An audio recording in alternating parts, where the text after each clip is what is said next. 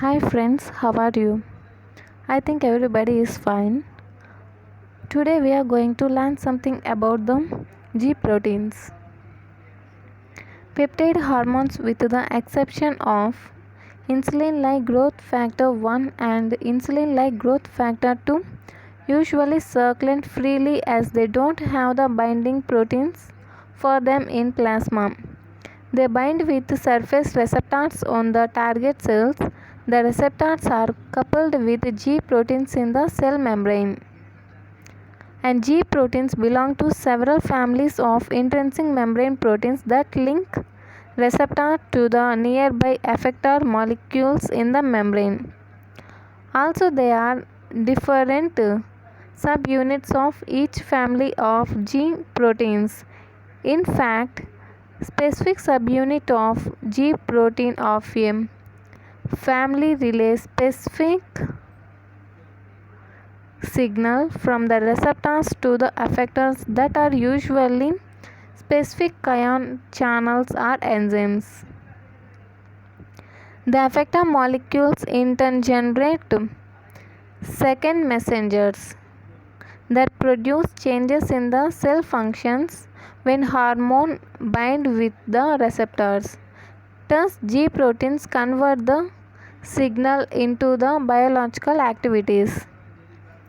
These membrane proteins are called G proteins as they are attached to the GDP.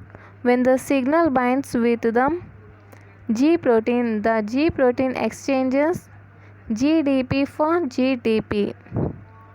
The GTP protein complex influences the subsequent signal transductions that result in generation of many intracellular signals which mediate physiological effects of the hormone.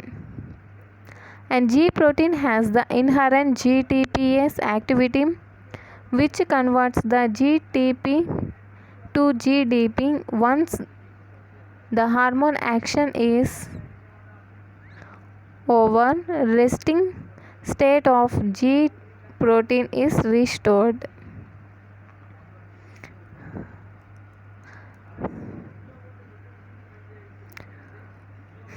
This is the flow chart.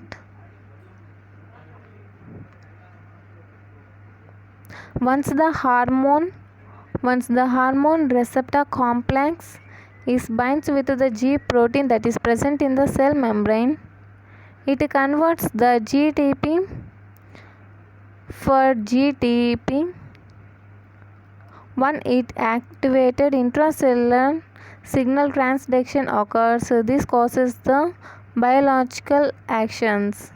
Once the hormone action is over, G protein has inherent GTPase activity, which in turn GTP and G protein are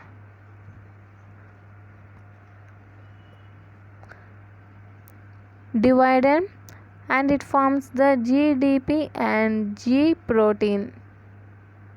Okay guys, and our next topic is types of G proteins.